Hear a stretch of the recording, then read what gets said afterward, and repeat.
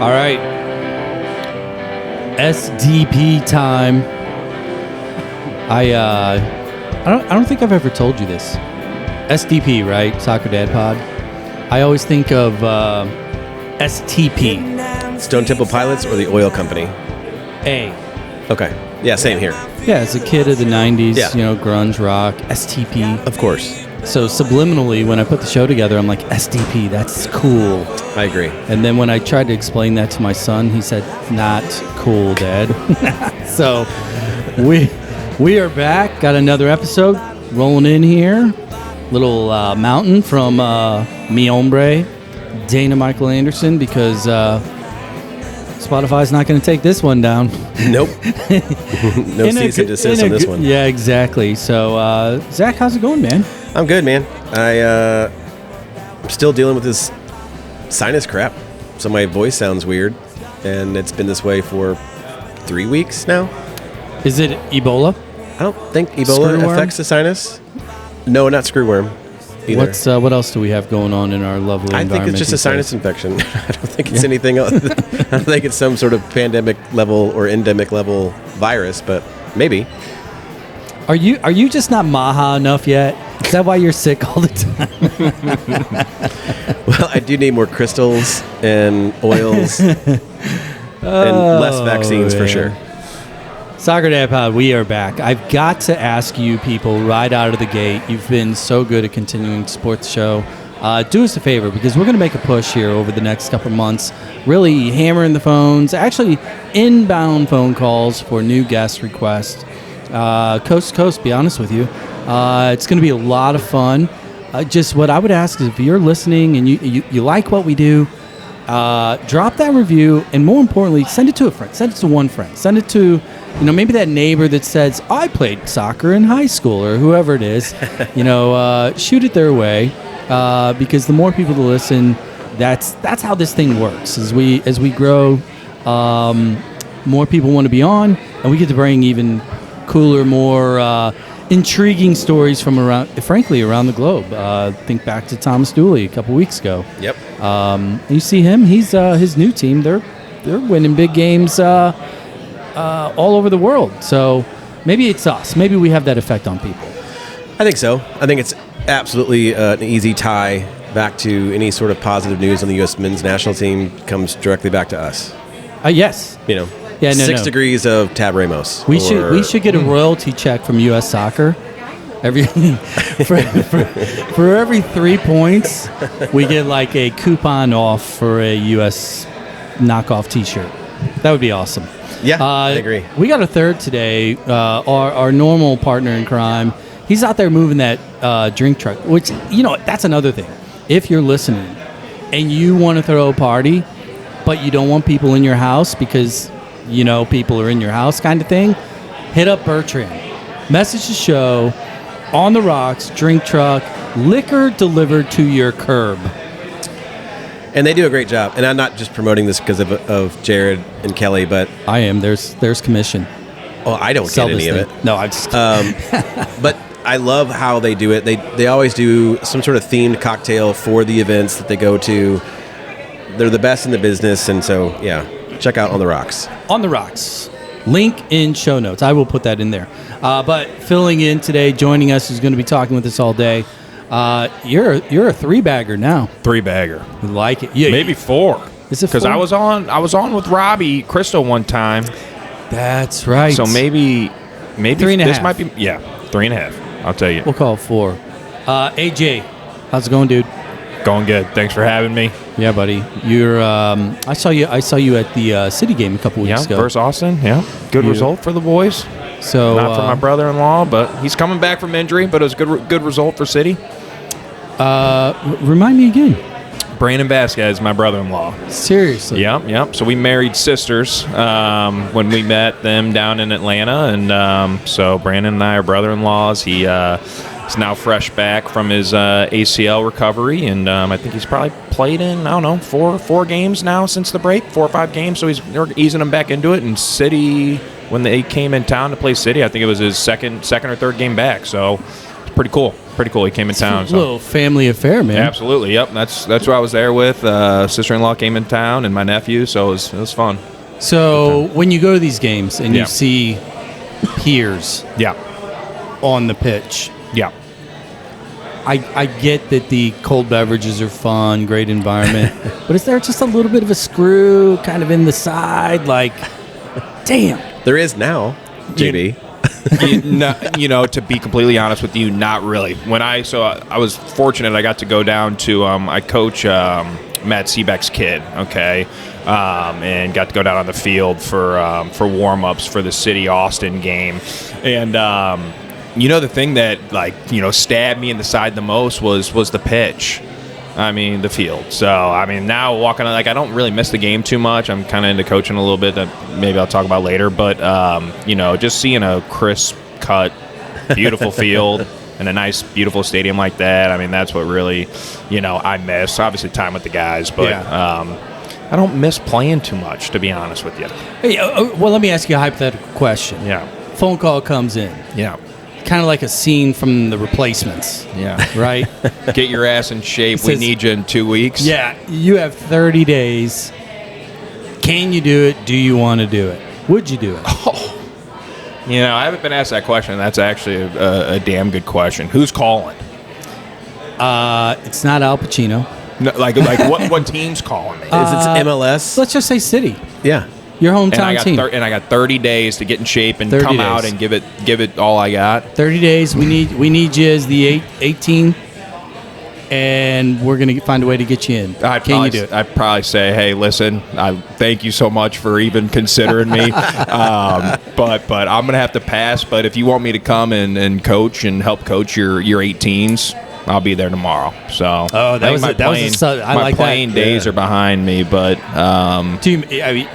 So it sounds as if you miss it from a nostalgia standpoint, but you don't miss it from an actual player. From the fitness and the training. yeah, I don't. In the politics, and I guess I got to go out on my own note, right? So I didn't. It wasn't because of an injury or anything like that. I got to kind of step away from the game when I wanted to, and which was a blessing. And I really haven't looked back since. Obviously, maybe a couple regrets or but at the end of the day, I'm happy that that I called it quits and on to the next. But I miss it, but not as much as. I have a follow up to this because Yeah. I think one of the things you talked about with your brother-in-law with Vasquez, at the level that he's at in the MLS, while Austin isn't the best team in the league right now, they're still a good team, and there's still a lot of people who they have access to. When somebody goes down with an injury like that, at that level, is it safe to assume that they're fearful of their spot long term, or is it more depending on who you are within that club? No, this is your spot. When you come back, this is yours. I'm just curious. The terms of the contract too. True. Yeah, I would second there. I would say Brandon probably wasn't nervous about losing his position. Just because, you're the highest paid player on the team. You're the DP striker. Okay, you had a good start to your career at Austin, and then you go down with an unfortunate injury. So, I guarantee there's still that fear of hey, am I going to come back the same player I was? Am I going to come back and there's a striker that just scored 15 goals, right? Because there's always that fear. Some guy really takes off. The Kurt Warner syndrome. The Kurt Warner, the Tom Brady. Tom Brady. Yeah, where you come back and you're like, oh my God, this guy just killed it. So I would say yes to both of those actually. But I think once he's healthy, he's going to start. Because I just find that interesting. That Jim Curtin, the new fickleness. coach? Yeah, coming in this season. It's going to be good for him. But I just remember the first time we talked about your time in Houston. Yeah. And all it took was a different coach. All it took is a different coach. And just the fickleness of that league at that time. Maybe it's a little different now, but I don't think so. No. I think this is actually a pretty fun topic. And maybe we've addressed it before, and not that Brandon does, okay, by any means. I'm not even referring to Brandon, but, it gets to the point where your highest DP paid player on the team, okay, he's probably on par. If a coach comes in, think about it this way, okay, let's say, Zach, let's say you're the highest paid player on City, right? New striker that comes in and the coach says, I'm not playing you. Okay, well, the fan base is immediately going to go, why aren't you playing Zach? we're paying $2.5 million for him to play a year. So you almost hold just as much leverage as that head coach does, being one of the top two DP players. Yeah, because in my opinion, it's all public info, right? Absolutely. So the amount of money ballers that sit on their couch and blow up Twitter can really become a legitimate thorn in your side as an organization. For sure. We hired this coach. He's supposed to be a great coach. Then it starts to reflect on the general manager. Yeah. Well, why'd the general manager bring in a $2.5 million forward in Zach to play for City and the coach ain't playing him? What's funny is the irony, the timing of this. I laid in bed last night couldn't sleep. Moneyball was on. And I'm watching, and it's a scene movie. where the kid comes in. Oh my God, why am I Jonah Thank Hill. you. Where he comes in the first time into the scouting table room. Yeah. Who are you? Great scene. Why do we want him? He gets on base. Yeah. And I think there's so much data. There's so much information that is out there for the public to consume about these teams, and I think it's great because it is a unique pressure that is pushed onto the staff, the coaching staff, the ownership group, because if you lose seats, right? That's the cardinal. I'm glad you brought up Jim Curtin too. Yeah. Because for a long time we were somewhat celebrating Carnell's departure, and then he wins Coach of the Year in the MLS next year in Philly after Curtin leaves with all of Curtin's players. They just sacked him. He's not there anymore. Carnell. Yeah. Bradley Carnell is no longer the Philly Union. Yeah. So it's interesting to me. He's really quick, too. Very quick. That we heard stories about, inner club issues. He gets let go, and then there's this carousel of different folks, some that we really care about, some that we didn't know. And then we bring in the new guy, and everybody's like, oh, we should have kept Carnell because he won Coach of the Year. Now he's already fired, and now City's on the upside. Right. We haven't lost a game in, 7-8 games, 7 competitions? Have you noticed that our success ratio is directly proportionate to the distance that we've ran away from high-press soccer? Yeah, we're playing a very different style because we have a different coach and a different GM. You talk about the my GM. God. Yeah, 100%. I mean, that's the GM, with Lutz and his style, it crushed the whole thing. And now we're getting into actually playing soccer again. Yeah. And it's different. So I know we're not going to talk about City the whole time. I didn't expect this conversation to loop around this way, talking about those different topics, but I love it. Well, I tell you what, I'm going to set the table here for the listeners. Here's what you can expect today, because in a rare moment of, I don't know if it was boredom, clarity, or other, I made notes for today. So for you, the listener, I'm going to tell you what we're going to talk about today. We're going to start off. After the break, we're going to start off with a little club talk, local team selection news. We're going to talk about the MLS Next events and some of the other events and the success that St. Louis teams had all over the country at virtually every age level. We're going to move into the high school realm briefly, talk about the nation's #1 female player, period. End of story. Yes, it starts with an M and a D after that. A little bit of movement there. We're going to talk about some of your new world, AJ. From scouting, what you're looking at. I'm going to connect the dots between where you're going, what you're looking at, and then we're going to move straight up into some pro news, and then we're going to spend a good amount of time talking about the World Cup, which is upon, and a little bit of that. But before we do that, I want to go backwards a little bit because we just released an episode. Actually, at the time of this recording, I released it this morning. Or no, yesterday, sorry. Johnny Torres, Creighton head coach. We've talked to, I think I went back and counted roughly, about 42 coaches that are kind of, Division I, collegiate level, high school, even pro. A lot of coaches are in the mix. That dude is, if I was young enough, capable in the mix, he would be on my Mount Rushmore of who I'd want to play for. What's his name? Johnny Torres. Johnny Torres. Now, was Ian Sarakin not at Creighton? No? Okay, I'll have to look at my... I'm not sure. history. No, he's been there about 20... Yeah, he played He played there. Against Jared. Incredible story. Yeah. And actually, thank you to quick shout out to Brian Haddocken, the man with the Rolodex that is absolutely to die for. Made the connection. Friend of his. They met later. They played against each other when they were younger, but they, Johnny. Long story short, from Columbia, not the one with the U, but the one with the no. Lived in Texas. Go Tigers. Yeah. Landed. Bob Warming brings him to Creighton. It should be the 6 degrees of Bob Warming. That's what this show is. Bob Warming, yeah. But he was at Penn State when I was at Wisconsin. Bob the Builder, right? Everywhere he went, there ended up being a field left behind. But Creighton, 4 years, incredible All-American. Herman, MLS draft 98, he's picked 5th. He's beat out by Chris Klein, St. Louis boy. Yeah. But he did beat Clint Matthews, was number 6. Matthews or Mathis? Mathis, sorry. Clint Mathis. Kind of a big difference. Yeah. Mohawk Clint. Yep. But talks about his pro path, talks about taking on the program and what he's doing up there in Omaha. And, just when he talks, it's so easy. I missed my invite to that conversation. That's weird. It was just rapid fire. It's an amazing conversation. Go check it out. Looking forward to that one. So, like, review, follow, share, send it to a friend. We're up here at Llewellyn's in Webster Groves, kind of my neck of the woods. We're going to get some quick refills when we come back.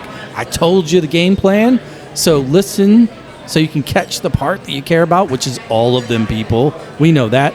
And we will be right back. AJ, JB, and ZL. That doesn't have a ring to it. It really doesn't. Zach with an H.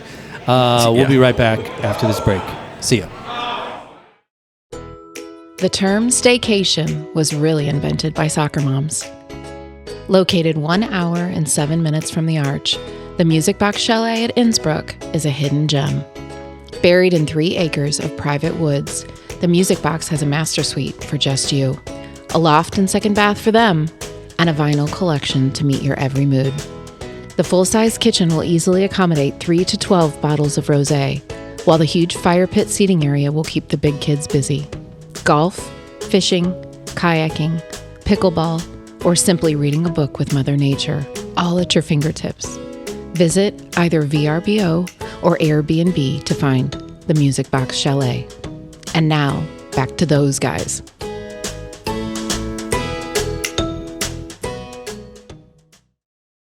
I gotta eat something sometime. Here we go. My brother might come up. Oh, nice. All right, we're back. Got some quick refills. Llewellyn's, Webster Groves. Come check it out. Big room. A lot of TVs, golden tea. This was not on the list of places to come watch the World Cup, but it's our little secret. I think it's going to be. Yeah, don't crowd my space. Well, he's not going to release this until it's too late. I'll release this after you. Don't crowd my space this Friday. We're coming up here 6 o'clock to snag tables. So I told you, the listener, that we've got a little bit of an agenda here. We're gonna work through these groupings. This time of year is whenever all the kids and all the parents are starting to try to catch their breath. National playoffs are over. Team selections, those are over. And everybody basically has about, what is it, 72 hours till preseason starts again. Pretty much. Is what it feels like. So what I wanted to talk a little bit about was specifically the oldest age group of out at MLS Next, the two top age groups, 1917s. Yeah. Salt Lake City, Utah hosted the national playoffs for MLS Next. That is both the homegrown, which is the academy, and then it's the academy, which used to be 2 levels. ECNL. 2. And St. Louis showed out. Gallagher had 2 teams qualified. The 17s homegrown, 19s academy. STLDA had a team in the 19s in the academy. St. Louis City has been on a run all spring in the academy, or the homegrown. And at the end of the day, most fell just a little bit short. But you had St. Louis, not only teams, plural. Lou Fuse was there. Your age group, right? Yeah. They were there, and then I think Homegrown's had a team there too that did pretty well. Yeah,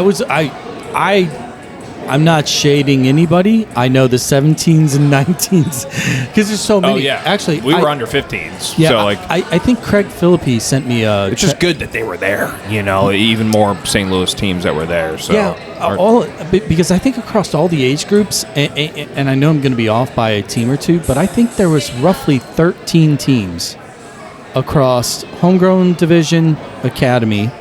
From U13, 14, and up. Well, and that were from St. Louis. And we had to call out the fact that the U18 city team made it to the finals. Correct. And they would have been the first, I think, had they won, they would have been the first St. Louis team to win the MLS Next Cup. Yeah. Since its inception. What age was that? They were the U18s. U18s, MLS Next City. Yeah. And so many kids on that team are friends of ours from the show. And, Stone Marion, we talked about a little bit kind of off the mic just because he wins the Golden Boot as a center back. He just got back from Spain on a tour with the U.S. men's under 18s. But great news coming out of that group. College commits and so many cool things. So just very happy for those boys. Yeah. And the 17s and the 19s at Gallagher on the academy side, and Lou Fuse and all the groups that were there. The 13 groups representing St. Louis. I still can't imagine there's too many cities outside of the big, 5 that have that type of showing at these tournaments. Well, not at that level. I think there's obviously cities, regions like Dallas, like Southern California, even New York, New Jersey, etc. There's going to be a lot of teams there from those markets. This is different because we can look at a pool of kids that is so much smaller, so much tighter. All these kids go to school together. The vast majority of them We're talking about a 25-mile radius. Correct. Yeah. Not Dallas, which is 75-mile radius. Right. I just want to throw the kudos out again to the St. Louis marketplace. And if you're listening from another marketplace, there's plenty of camps here.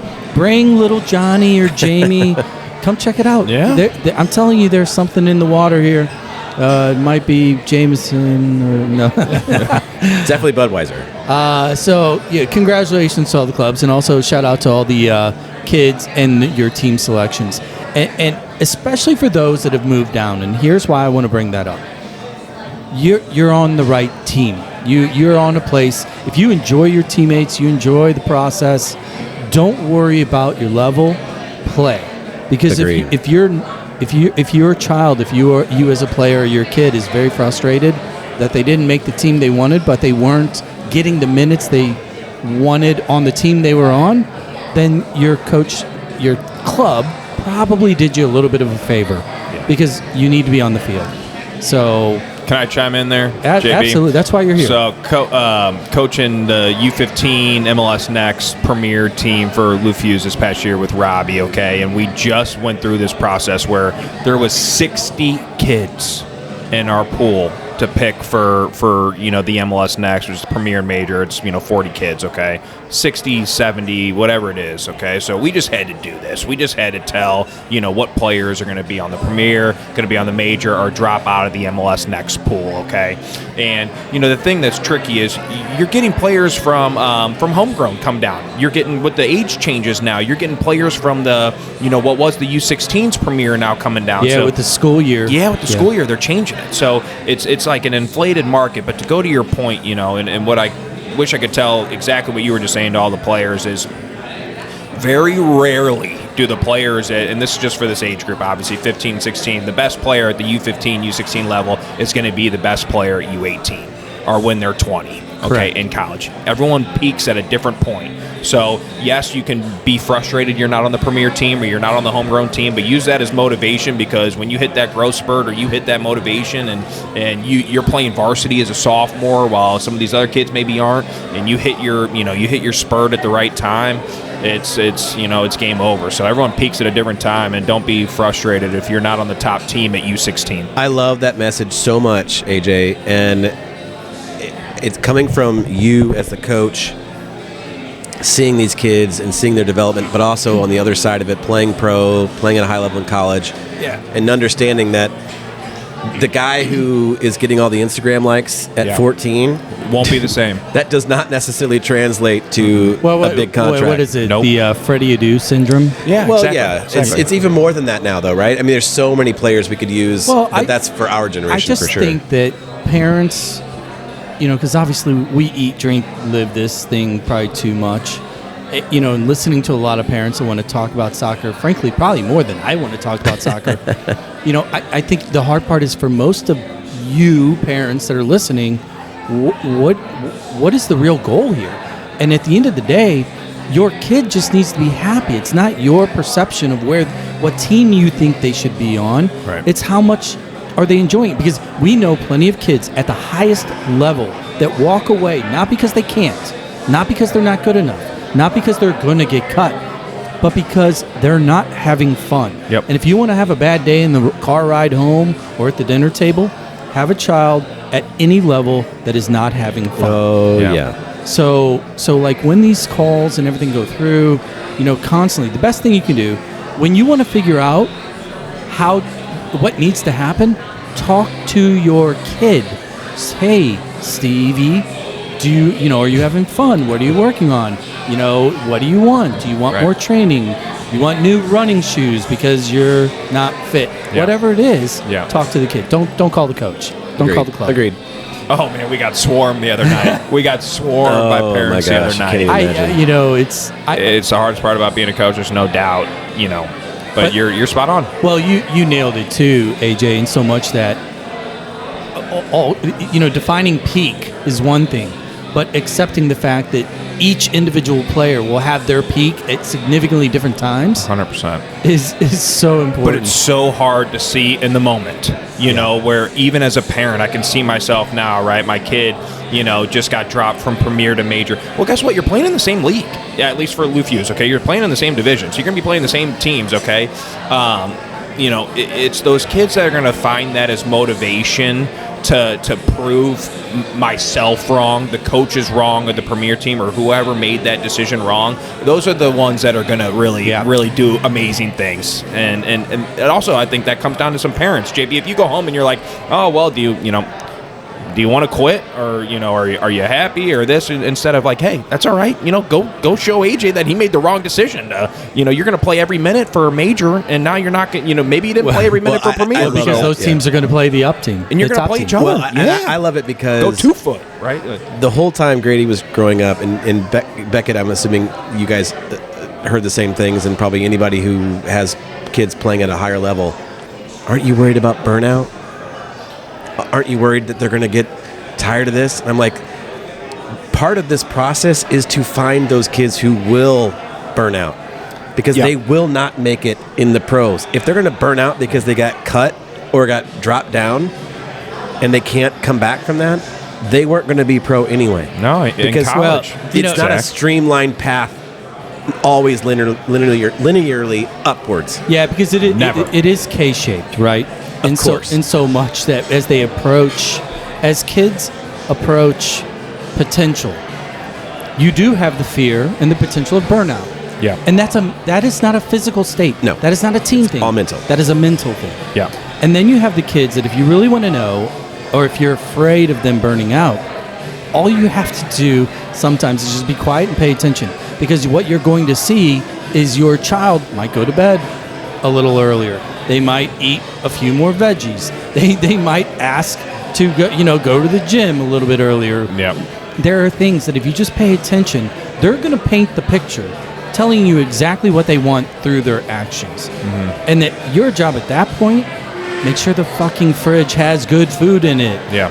Or the gym membership is up to date or whatever, but don't tell them what they need to do. Yeah, let them figure it out, because they know better than we do. The kids that are ahead of them, the ones that are really moving forward, they know what those kids are doing.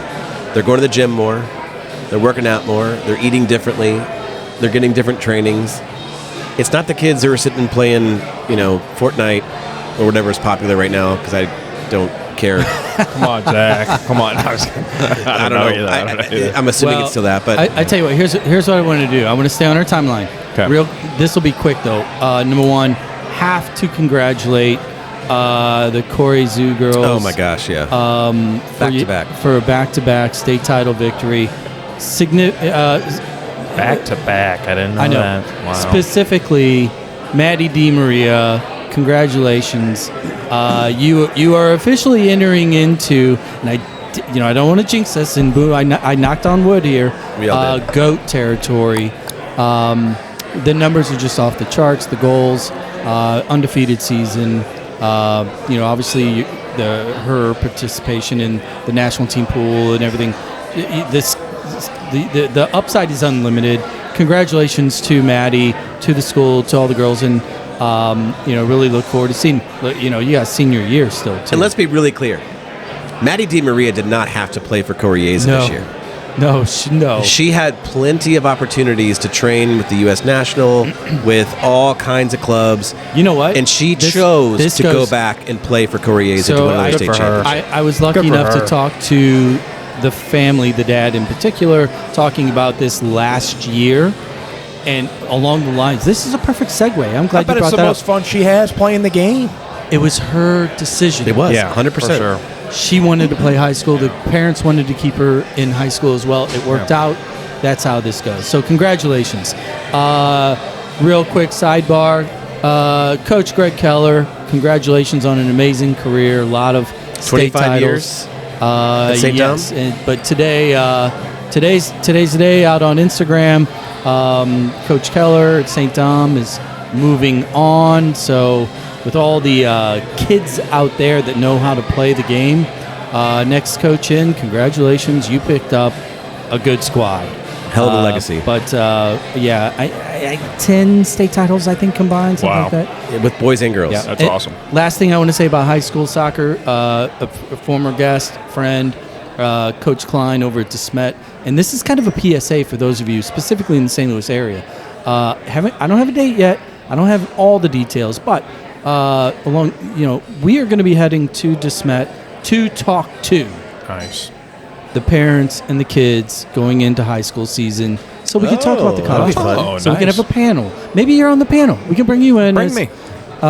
So if you're a high school and you're potentially interested in us jackasses showing up and watching our mouths, Probably should be at Catholic school. yeah. All of you Catholic schools, my phone number is. Mostly because you can have beer. But yeah, so we're going to go there, and this conversation, we're going to have people talking about the recruiting college process, and then we're going to open it up, Q&A. All of you parents, you want to know how this thing works, we're going to talk about it. Not that we're going to have the right answers, but we will have answers. And that's that. I like it. JB, real quick. DiMaria, did she win Gatorade Player of Last year. Last year for she the won. for the As- nation, right? For the nation, yeah. For the nation, okay. I bet this would be an interesting stat. If she wins it again this year, has there ever been a back-to-back winner of the National Gatorade Player of the Year? That's a great question. I don't know. Let's Because if ask she Claude. does, I'll that'd pull be it up. pretty I'll pull cool. it up. And she's got a senior year. I just can't remember. I mean, you even look back at Jason Tatum, or maybe it was Brad Beal that won it. Maybe. What was his name? From here, No, that I played with. He went to Maryland. He won the Herman twice. Peyton Manning's on there. I just don't know in terms of. Llewellyn. No, it was. Can't think of his name, but I can't imagine that there's too many athletes, period, that have won the National Gatorade Player of the Year at least twice in their 4 years. Well, the thing is, if she did it last year with the stats and resume she had, Sophomore. 12 months later, her stats and resume is even better. Yeah. So if she doesn't, all these kids are worthy, but Yeah. I would be surprised For sure. So, Cool. I want to transition into kind of stay in the same lane, really, but I want to talk about your new gig, man, because you're kind of about a year ago, Yeah. roughly. You were like, I'm out, For sure. throwing For your sure. hands up, Yep. just in the game in general. Yeah. Fast forward 12 months, you're talking about your 15s, you're cutting all these kids, So you, so I you're pushed that coaching. on Robbie. But then you're also working with your old agent Yeah. in the capacity of Yeah, scouting for them and being a resource for them here in St. Louis is what I would say. So I was really curious about this because, this is really good insight for parents to just listen. Like, if you want to wonder what this process looks like, we're about to talk a little bit about it. Yeah. When you said that you were going to be doing this, I assumed that you probably were looking at pro-ready kids, right? That are maybe 2-level, maybe they're the 18s and they have a profile, right, college, etc. But when I asked you earlier, you said that you didn't expect to be going to GA to watch 15s, right? And that's talk about who you're looking at, in general where you're going. Yeah. So when I initially started having conversation with Kyle, who's with Bestwick Sports, little plug there, I thought I was going to be a connect for like the USL Championship, right? That's honestly what I thought. Guys that I played with that are still there that are maybe looking for new representation. And quickly I found out, he was like inviting me down to GA Cup down in Florida. And we started off the conversation by like, hey, how about you go to a 16 city game and watch them play the Chicago Fire this weekend? Let me know what you think about the players. So I went and did that and got to say hi to Dale and watch that level, and then quickly from there, it was like, hey, come meet us down at the GA Cup down at what's the Bradenton IMG. Thank you, IMG. And that was awesome, But I wasn't expecting to be scouting 15 and 16-year-olds, and that is like, and the craziest part about it to me, I was like, okay, like I understand, I see why we're doing this, but I couldn't believe the amount. There was more agents there than when there were college coaches. Okay, so you are, I would say, triple the amount. So you are an absolute fan / lover, loyalist of college soccer. Your experience, is a great story. Yeah. So when you go to an event, and there are 15, 16-year-olds, 14, 15, 16-year-olds, and the fields are surrounded by more agents looking to pounce, no offense, compared to college scouts, I'm certain it crossed your mind. What did you think about that? While I was down there, I bet I saw 4 or 5 college scouts in their shirts, and I probably saw 100 agents, that I would say were agents, Listen, my brother-in-law's agent, who I would argue is the biggest agent representation of national or U.S. national team born or MLS players, he was down there with his whole crew, with Wasserman, watching 15s and 16-year-olds. So if that doesn't tell you, where these guys are going to market to try to find these players, it's, that's I mean, they had Bayern Munich and Barcelona's, academies there or whatnot, but these guys, the most, this is a good story. The most crowded field was a team from California that was not an MLS team, and this is kind of some insight where these agents are kind of looking, JB, they're looking at this U16, that was not on an MLS academy that they want to sign, to like a pre-whatever 2-year contract, to try to get him moved to an MLS academy, to sign a homegrown. And there was 50 agents watching this one winger take from a Gallagher, for example, and try to move to a Columbus, to a San Jose. It was crazy. I couldn't. But if you think about it, as much as I kind of hate it, because as what we just talked about in terms of peaking at your own times, right? Like you peak at different, like 16, you're putting your cards in this guy's deck, rolling the dice that he's gonna, in the next 4 years, be the next Alphonso Davies, right? Yeah. If you got 10 of them, maybe one. If the one hits, guess what? You're probably doing pretty well. So it's kind of a little bit of a game and lottery at that standpoint, but. So it was wild. So the scouting process itself for you. Let's talk about the younger kids first. Kind of that U15, U16 age groups. Frankly, even U18. Let's be honest with ourselves. That's still puppies too. You go to the field. You're not far removed from being on the field at the at the pro level. Where's your brain at? What are you looking for? What are you looking at? Are you sent down with profile orders to where you got to check boxes, or are you kind of free reign to watch, enjoy, evaluate, rate? Yeah, I think we're looking for, we're not that we couldn't, okay, but the Wassermans and the James Grants, some of these bigger agents, right, agencies are probably, they're just naturally going to attract the best talent at that age group, okay?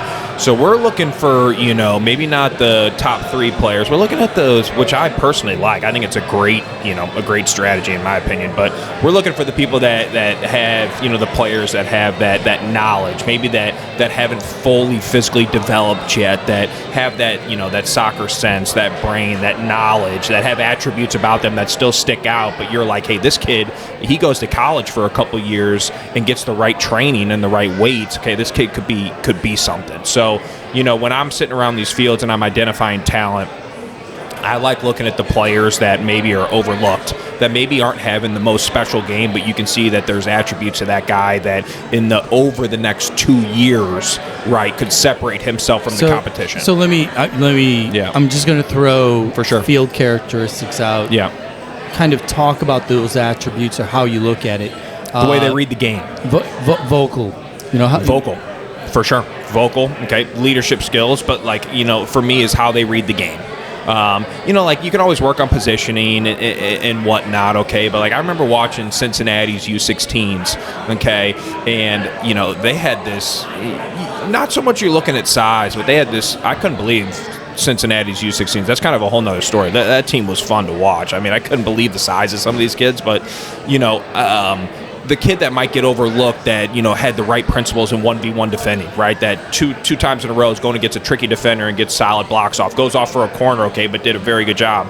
Some scouts might be like, oh, okay, I kind of like the winger. He gets 2 corners out of it. I'm looking at that wingback. I'm like, that wingback just, defended his ass off and shut that guy down. So, maybe that kid is 5'8", but, you look at him, he's like, that kid's going to be bigger than that. And I bet he's going to go to school and continue to develop. It's hard, man. You're gambling, which I'm still trying to get used to it because, and I'm still very new to this. I'm still very new to this because when I was coming up, the agents would pick you from college or if you were on the national team. That was the only thing they were looking at, or they were trying to steal you from another agent in the pros. Now these kids are going to 15, 16s, which makes sense.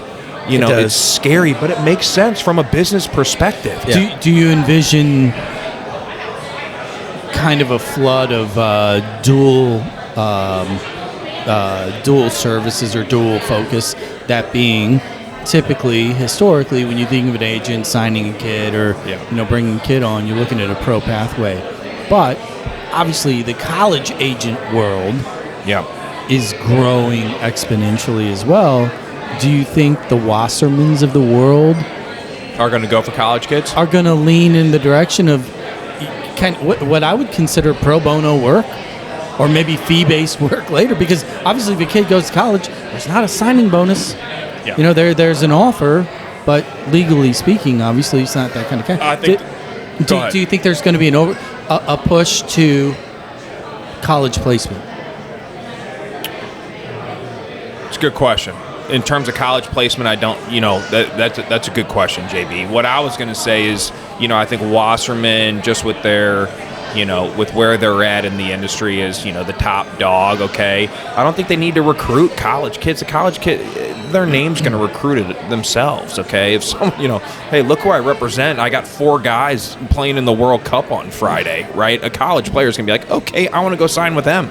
But in terms of placing to colleges, that's kind of interesting, JB, potentially. I think the new rules changes that are coming down are going to drastically change the Wassermans of the world, what you're doing, because it's going to refocus, I think, back to the American player. And I think we're starting to see it in just local outreach of, Missouri colleges reaching out to Missouri players.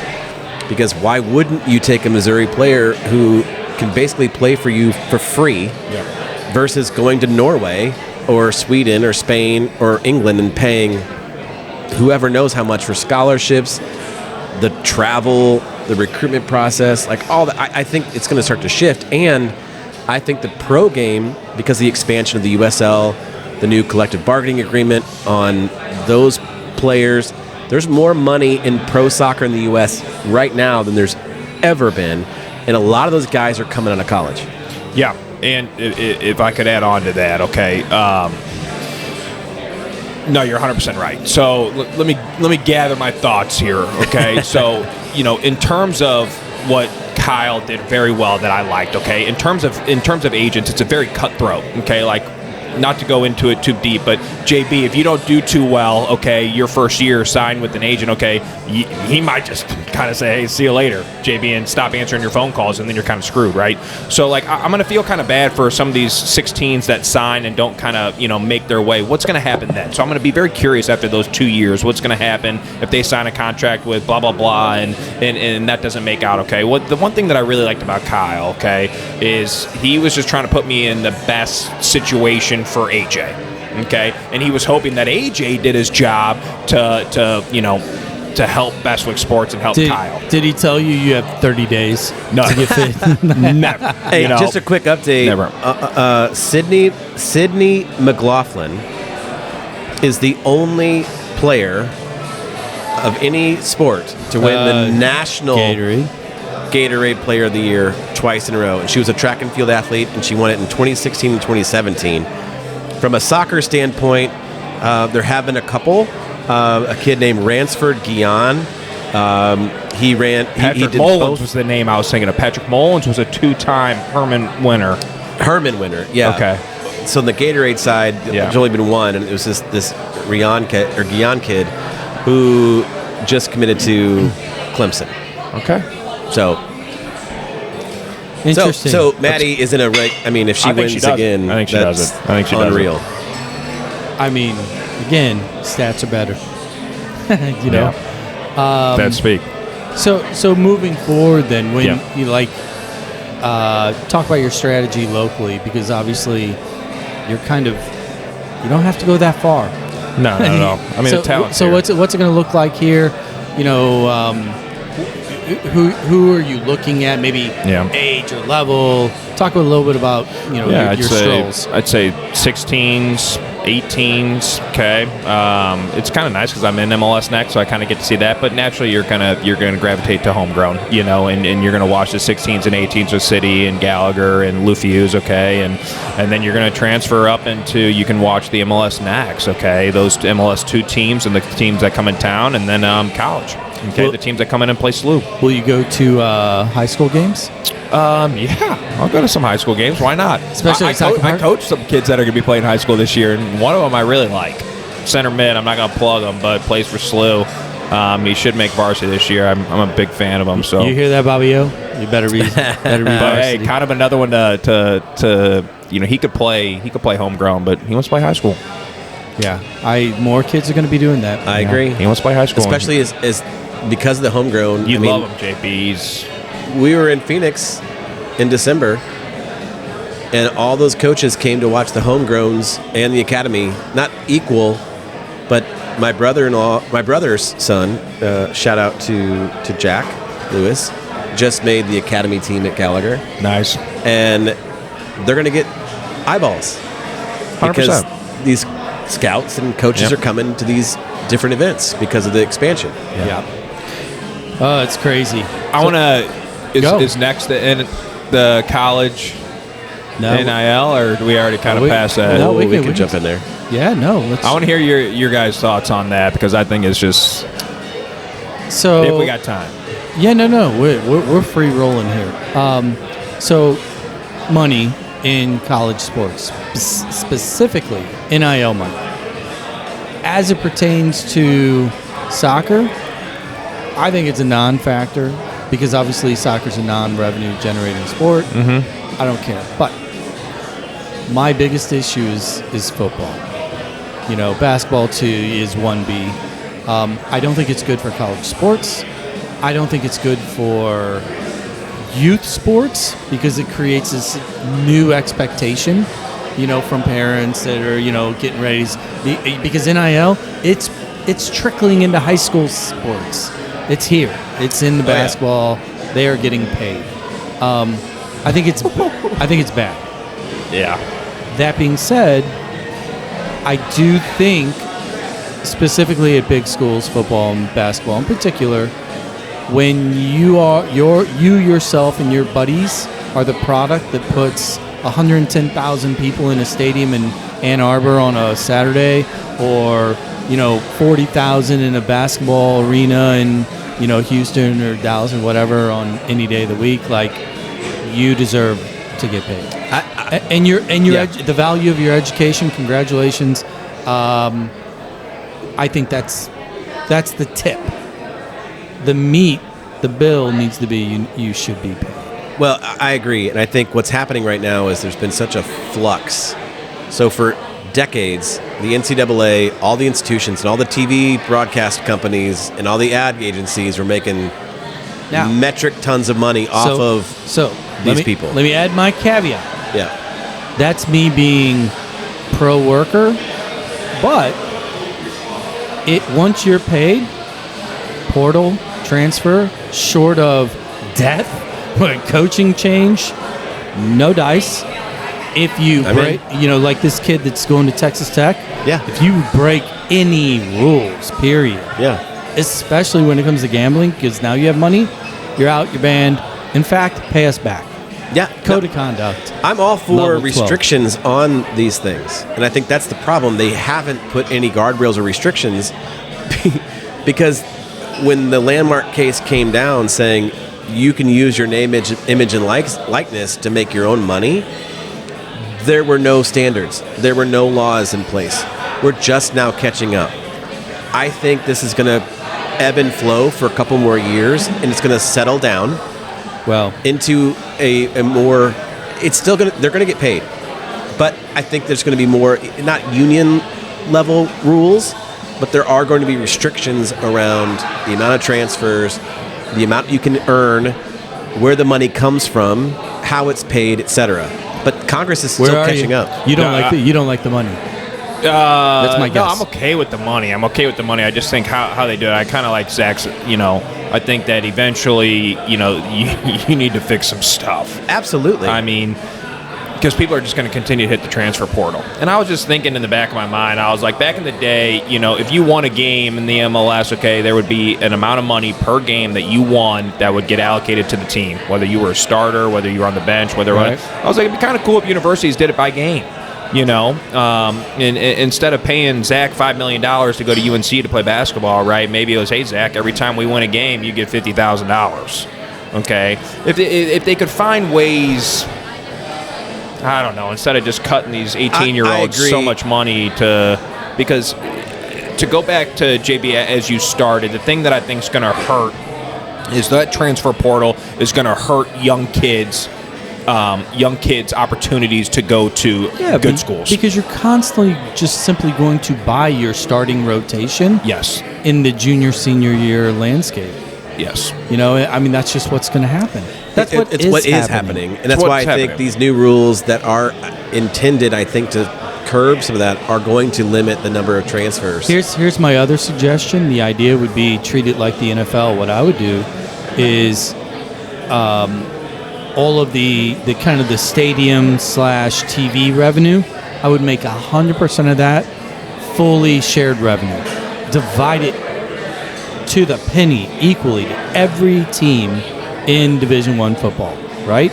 Now, here, and based SEC, on just evenly. Just you're in. Evenly. Wow. Here's where you tier it. I don't know if that'll fly, JB. Hold on. I'm holding my judgment. Okay. This is the deal with the devil. Carry on. But you can spend whatever you want of your alumni donors' money. That stays in-house. Just like in the NFL, private suites and private event, all the quote private stuff in the NFL, PSLs, right? Those stay to the team exclusively. I like the only NIL money that your university you would have had to go to that university. I like that too. Yeah. What do you mean by that? So, Zach, you went to SLU, right? But you become a big Mizzou fan. You can't throw millions of dollars at Mizzou. You can only donate to SLU, the alma mater that you went to. Because then you push the academic side, JB. You're a just genius. Because you grow up a Roll Tide fan. I don't know if that would ever work, but you know what I'm saying. There's a lot of different ways to slice this up. I don't think a collective bargaining unit from Lindenwood up to the University of Tennessee makes the most sense. They're both D1 programs. I don't think that's ever going to fly, but I like the idea of a tiered approach. We talked to several folks It would about never that. fly, and I get the gut instinct is like, oh, that's almost like communistic, right? Well- Why we're going to share all this money? Well, here's why. Because the NCAA, the idea of a student athlete is a universal concept. Every single kid is just a student, who is a, you know what I'm That's saying? what we're redefining. We're literally redefining what a student is. Yeah, and so should all these other just be punching bags for 30 programs? Because your other option is just move them out, kill the NCAA, make them semi-pro teams, Yes. and call it a day. Yeah, there's so much that I remember. Every big college team, okay, if you're Notre Dame and you're playing, Eastern Illinois in the first game of the season, Notre Dame is paying Eastern Illinois a significant amount of money. Yeah, Okay, because so they're like- getting the TV contracts. And Yeah, Eastern yeah. Illinois is not. Right. So maybe Eastern Illinois to go play Notre Dame and lose 85-0. Okay, maybe those players get a kickback from that. Let's move on from this because I think we could drive this thing into the ground. You want to talk about the World Cup? I want to talk Yes, about the World please. Cup because I think we're running out of time, and it's. I mean, the first game from this recording happens to the night after we record this. Mexico, South America, or South Africa. South Africa, yeah. South America's not a country.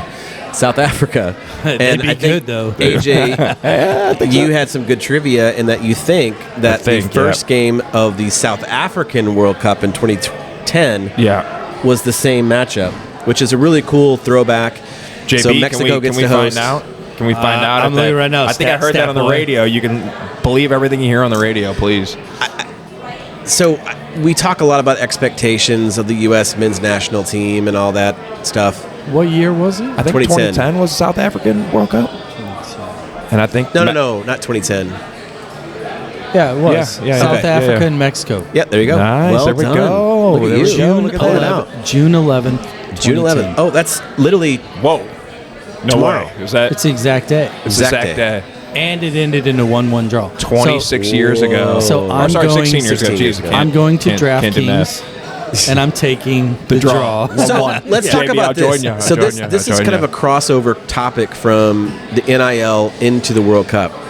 It's poly markets, Kalshi, and how much sports betting is having a major impact on not only pro sports but college sports. How much do you think is on the line? And I'm sure you could Google this, but for Kalshi, Poly, DraftKings For the World Cup total? for the World Cup. And how can people reasonably go, yeah, that has no impact on the decisions of these players? I cannot believe that there's not So any you're trickle saying they're down. all Pete Roses? No, I'm not. What I'm saying is referees, field officials, coaches, players, the idea that money does not have any impact on any one of those players up and down the line is just ridiculous to me. I would think before the players, okay, I would think you'd be talking people that, not necessarily staff, but I think like kind of in the background Yes. would be the ones that would know insights on who's hurt, who's playing that aren't sitting on the bench, JB and Zach, Yeah. but like, are Find the boot are in guy the suit for Argentina and give him a little that could grease. sit and film that. How does Bobby Boucher have a Ferrari? Well, he knew you were injured. Yeah, exactly. Yeah. I'm good, thank you. No, none for me. It's one of those things that like it's not going to go away. I don't like that there's literally no guardrails anymore. No. Yeah, Billions of dollars. it's bad, but Yeah. I think the thing about this particular World Cup for me is it hasn't started obviously at the time of this recording, and I'm sure there's going to be great games and there's going to be moments, but I feel so bad for so many of these players with so much of the chaos that's surrounding the news and trying to get players in and trying to get referees in and it's like I just need the games to start. Well, Yeah. and I want to tell you two really cool stories. One, up in Chicago, the Ecuadorian national team was there. They had a friendly this weekend. and a friend of mine was staying across the hotel across the street from the Ecuadorian national team. When the bus pulled up to pick up the players, hundreds of fans descended and were just chanting and cheering for the Ecuadorian national team outside of this American hotel. You know that's in Spanish too, right? The They cheers? speak Spanish too. No. They do speak Spanish in Ecuador, yes. And then this Ecuadorian? weekend in St. Louis, the Bosnian national team Yep. played Did you see the at pictures City. from that? Yeah, it looked awesome. Unreal. It looked awesome. And so there are the positives, and I'm so excited to hear that. I agree. I just I need the games to start. Yes. So I Because can, the hype's been terrible. JB, sorry to interrupt you. I don't know why. Maybe it's just I think it's the news cycle. I think it's the news. That's no coming one. up. Like, It's got to be the news. No one's talking about it. We're all talking about other stuff. Not that it's all garbage, but you know what I'm saying. Like so leading into this thing, the other day was our boys in red, white, and blue, and had a little friendly against the Germany. Alemanians. Germans up in Chicago.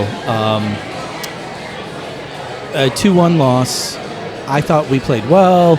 I was happy for Tim Ream. He looked pretty solid most of the game. Because that's some legs with miles going into a World Cup. 39 years old. Kudos. So, Experience. yeah, he'll pull it off, but Not speed. It was cool. I was, the crowd looked great. Our friends were all there. Draws, Stelzer, everybody. They were all there at the game. But the goal by, oh my God, help me out. Havertz. No, our goal. Yeah, Jedi. Jedi. Anthony Robinson. Yeah, man. Sick. I mean, I've seen Top 3. Oh, easily. US Not men's most goal? important, but most impressive. Most I would say impre- strike all that day. I've seen. Unbelievable. Top 3. Yeah, it was incredible. The game for me overall, incredible goal, justified. That dude's been grinding. He's been a standout in England all year as well. Kudos, congratulations. Overall, I was more, because you look at that last game and you're like, okay, am I positive? Am I confident? Am I scared or whatever? If anything for me, if I was a 5 on a 10 scale, I am now a 4.5 on a 10 scale. I'm a little worried at how we played. I'm going to jump in before AJ because AJ has more experience in this than I do. So I'm going to say my stupid shit and then let him clean it up. After the Senegal game and then a 2-1 loss to Germany, I feel more confident in this team than I ever have. And it's because of the play of the offensive third. I've never seen us move the ball the way we did against Germany, against any high-powered team like that before. And we missed some chances, but we created a lot. And I don't think I've ever seen that with a U.S. team. So I'm coming in with a little bit of optimism that I did not have 3 weeks ago. I don't disagree with you. I'm going to reply to you first, and then we're going to let AJ roll here. Yeah. I don't disagree with you in the front third. We did things I was surprised by. I was disappointed with Pulisic and Balogun in particular for not being more clinical. You're the top players. Put the ball in the net. Yeah. I agree with, like I said, we didn't finish So some of the things we should have. That's for sure. I agree. My fear was Germany's ability to just easily get up to the front third.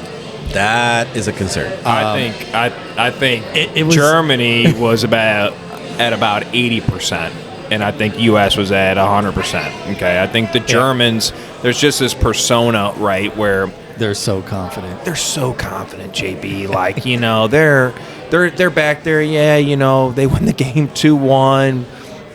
You just look like they were never sweating.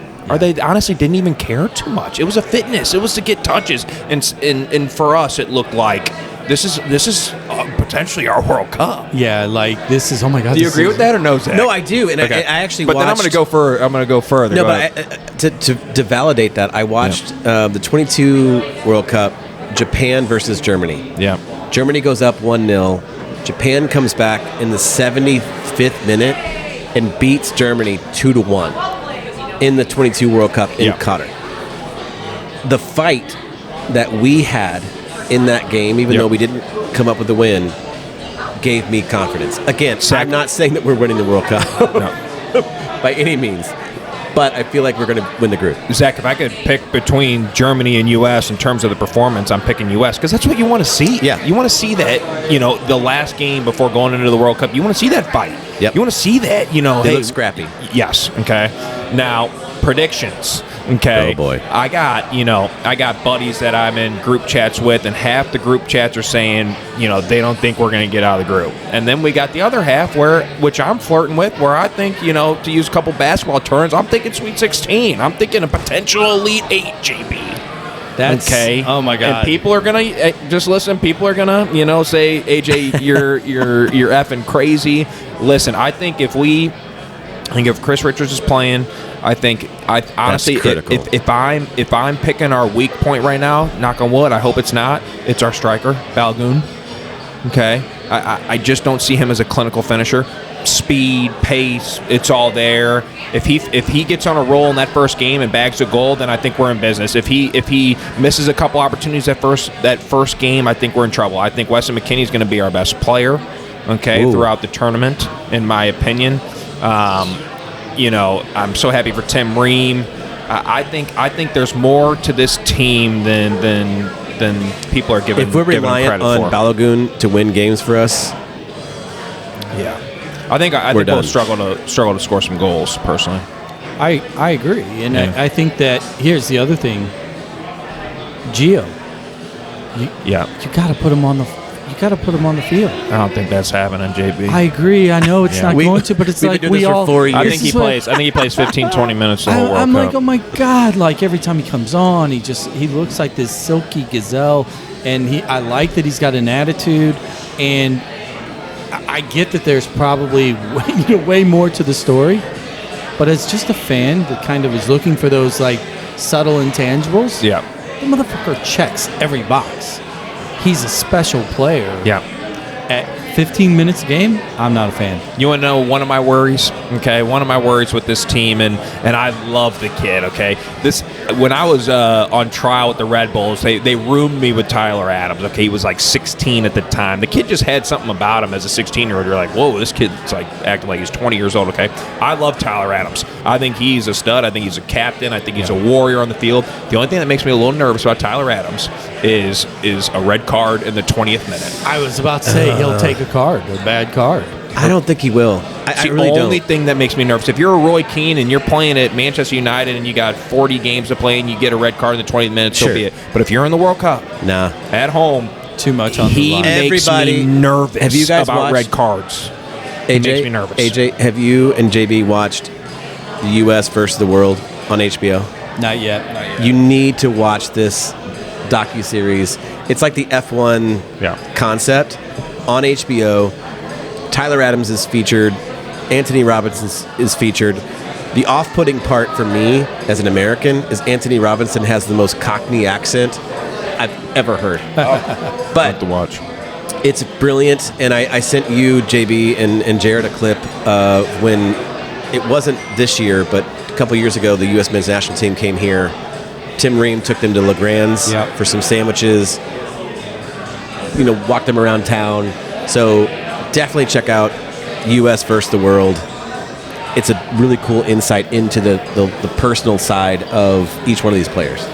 JB, Zach, how do you guys deal with, because this is a problem for me, and I've been pretty good at it, but just going back to the Germany-USA game, okay, you see the result, blah, blah, blah, you go on Twitter, and you see people... I deleted my account 2 years ago. And you see people hammering, non-soccer guys, Twitter are typing warriors, in the parents' basement, that are just absolutely killing players for their performance or for one play.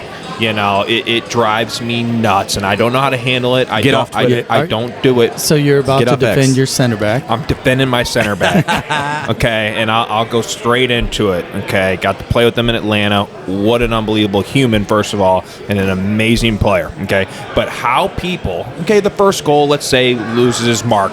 That happens. Name the name. Miles Robinson. There we go. Center back. Okay, I think he got the most flack for the performance against Germany. Look, as soon as that goal went in, I was even like, "That's Miles." Yeah.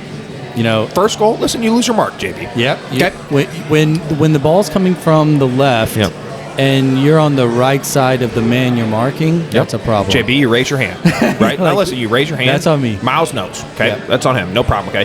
But when you watch the rest of his performance, okay, played well. his entry passes, okay, because Tim Ream and Miles Robinson, from a center back perspective, they were very relied on in that game to break lines, okay, and to break that pressure, okay? And I thought both of them did a very good job. I thought Miles did a very good job of his entry pass. If you go back and watch, his passing was very good, okay? And his defending was fine. When you talk about that second goal, okay, to the the eye that hasn't been around the game and makes these, just crazy decisions because he got quote unquote megged. Okay, the guy leaves from a 10-yard position around the PK spot to jump up to the 18 to try to block a shot. As he's going, the only place that is vulnerable is between your legs. Okay, so it's a lose-lose situation. If Miles goes in there and closes his legs and doesn't make a big around him. and they go around him Yep. and they score, oh my God, why didn't Miles block that shot? Okay, Miles goes out, which I would have done 100%. You open up, you try to get as big as you can, a little slight deflection goes in. Okay, how many times do we see that? All the time in soccer. Okay, so and they're like, oh my God, that's Miles Robinson. Well, how did the play start, JB? Yeah. How did you get buddy. to that moment Yep. where Miles has to be pulled out of a center back spot to try to last ditch defend? And the thing that drives me nuts is you don't know the game and you're just like ripping on this guy on Twitter. As a It parent drives me of an offensive nuts. player, I've told my son this. I am so thankful that you don't have a defensive position, because I can't imagine being the parent of a center back or a goalie, because as a winger, you can make a couple mistakes like that, and it's okay because you have people behind you. As a center back, you got one guy behind you. I was thinking about this today. And I'm not a hockey guy. So I have a lot of under- respect. I don't A lot of understand. respect. I don't understand hockey. Okay, but if we're playing in a playoff game, okay, and someone rips a shot and it goes off of defender's skate into our own goal, okay, as he's boxing for position in front of the goal, right? The last thing I would be doing is getting on Twitter and saying, "Oh, blah blah blah. It's it's JB's fault. It hit off the skate and own goal. What's he doing? His skate shouldn't have been there, or he shouldn't have been there." Like, that's such a joke. I can't. You have to put your Feel free to voice your opinions, obviously, but it just drives me nuts how these people just kill players when they don't know shit about the game. Agreed. Well, let's have a little fun here before we roll out. sorry about that. No, man. No, Look, it's good. We love the passion. We gave you one of the 3 keys to the car today. You can be passionate about whatever. I had to. I got to defend my boy Miles Robinson. Don't forget, he scored the winning goal to bring the Gold Cup home against Mexico not too long ago.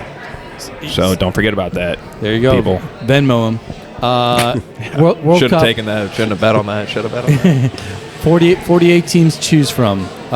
Give me 2 or 3 that you really like now that it is upon. 2 or 3 kind of.